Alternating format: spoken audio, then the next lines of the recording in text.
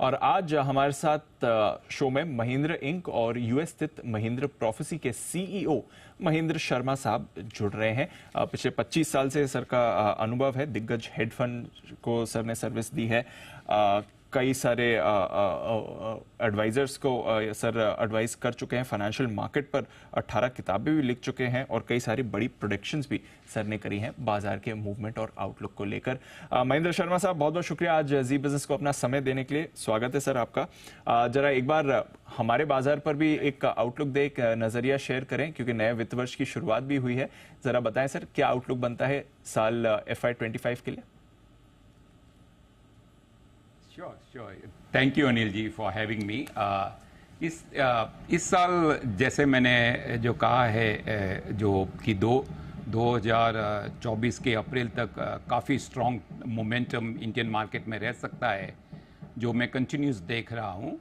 थोड़ा सा बीच में एक हिकअप आ सकता है, लेकिन उसके बाद में अगर आप ओवरऑल लॉन्गर टर्म की बात करते हैं तो 2029 तक इन्वेस्टर्स को कंटिन्यूस इंडियन मार्केट में बने रहना चाहिए।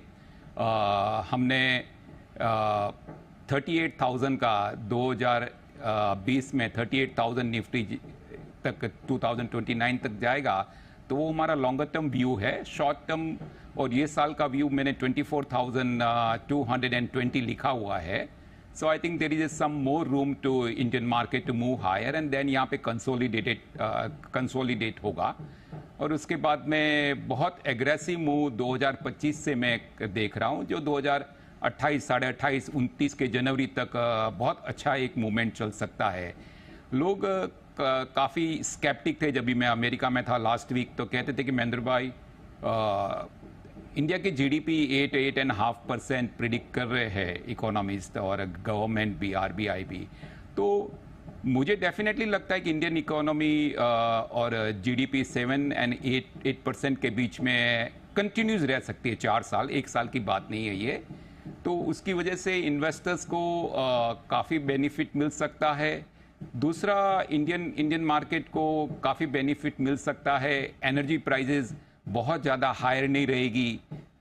मैं सोच रहा हूँ कि 89, 88 का मेरा 88 बैरल ऑयल का प्राइस में हायर साइड में प्रिडिक्ट कर रहा हूँ। उसके ऊपर मैं नहीं देख रहा हूँ। तो आई थिंक वो काफ़ी न्यूज़ अच्छी है इंडिया के लिए, क्योंकि मैं 70 और 70 के बिलो देख रहा हूँ सेकेंड हाफ ऑफ 2024 में। सो ये एक इकोनॉमी को भी सपोर्ट करेगा, इंडिया की इकोनॉमी को काफ़ी सपोर्ट करेगा अगर ऑयल प्राइजेज स्टेबल या लोअर थोड़े रहते हैं तो। तीसरा जो इम्पोर्टेंट फैक्टर है वो है रुपी का। तो रुपी आई थिंक कंपैरेटिवली काफ़ी स्टेबल ट्रेड कर रहा है। थोड़ा सा वीकर हुआ है लास्ट फ्यू वीक्स में, बट आई थिंक रुपी 83, 78 के ऊपर ज़्यादा नहीं देख रहा हूँ मैं। आइदर द फेड अगर कुछ बहुत एग्रेसिव ही बोल देवे कि हम रेट हाइक खाली 1 या 2 ही करने वाले तो बात अलग है, बट स्टिल रुपी को अगर आप अदर साइड में देखेंगे तो यूरो और पाउंड के सामने कंटिन्यूस गेन करेगा। So this is a very important factor कि रुपी यूरो और पाउंड के सामने कंटिन्यूस गेन करेगा, तो which is a great news I think. और डॉलर के सामने काफ़ी स्टेबिलिटी रह सकती है। ओवरऑल अगर आप सेक्टर की बात करेंगे इंडिया के, तो इंडिया का ये साल के मेरे टॉप पिक सेक्टर्स है, जो मैंने मेरी बुक में भी लिखा है 2024 की, कि रियल्टी जो प्रॉपर्टी मार्केट के आप स्टॉक कहते हैं यहाँ पे, इंफ्रा स्टॉक कहते हैं, एफएमसीजी आप मेरे फेवरेट है ये 2024 की लिस्ट में। मिड कैप टेक स्टॉक्स काफ़ी मेरे फेवरेट है।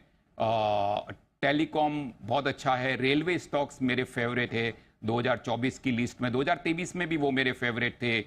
और financial services stocks, hotel stocks और airline stocks, so these are all my favourite sector है मेरे 2024 में।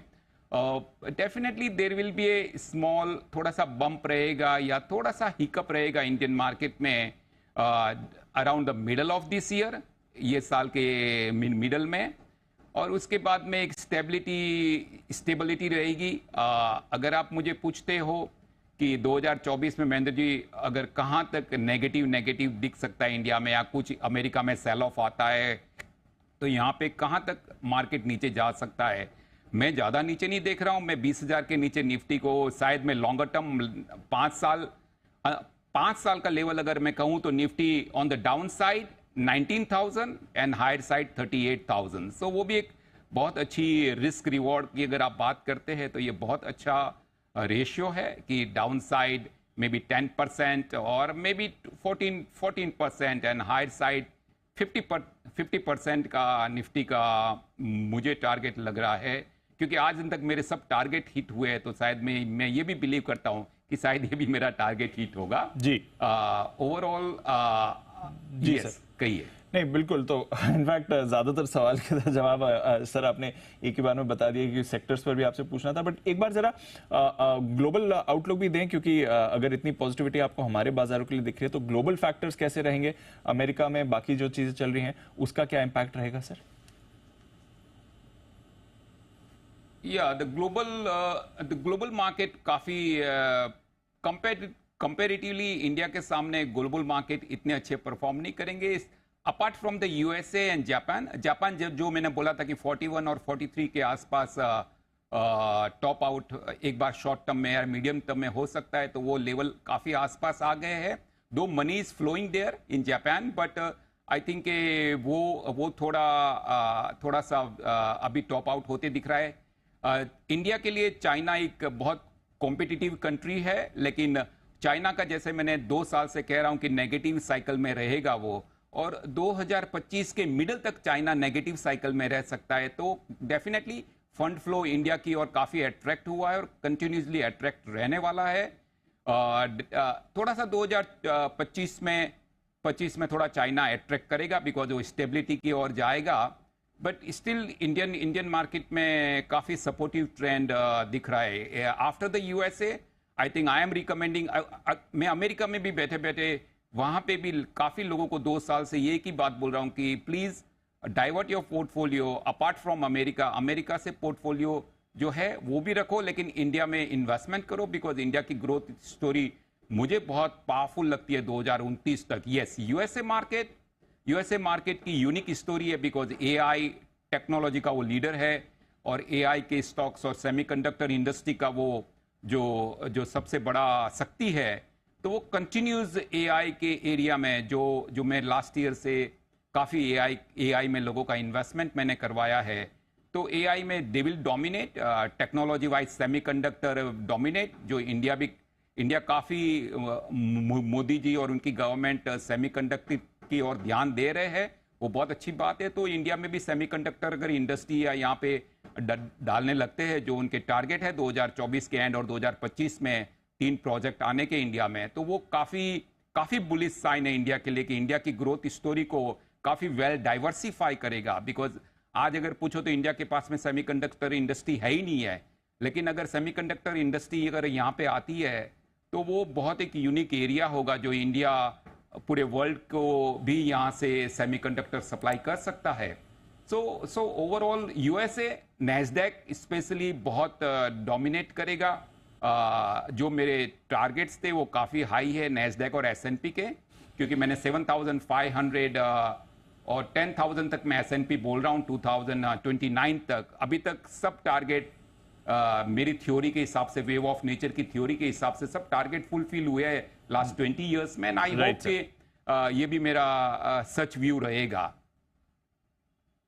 चलिए, ये भी एक व्यू बन रहा है, ग्लोबल मार्केट्स के लिए भी अच्छा व्यू आ रहा है। इंडिया तो खैर आउट परफॉर्मेंस की तरह मूव कर ही रहा है। बहुत बहुत शुक्रिया सर, आज हमें अपना वक्त देने के लिए और अपना आउटलुक शेयर करने के लिए। भारतीय बाजार में सेक्टर्स में कहां पर रोटेशन दिख सकता है और आगे मौके भी कहां बन रहे हैं, ये थे महेंद्र शर्मा साहब और उनका मार्केट व्यू।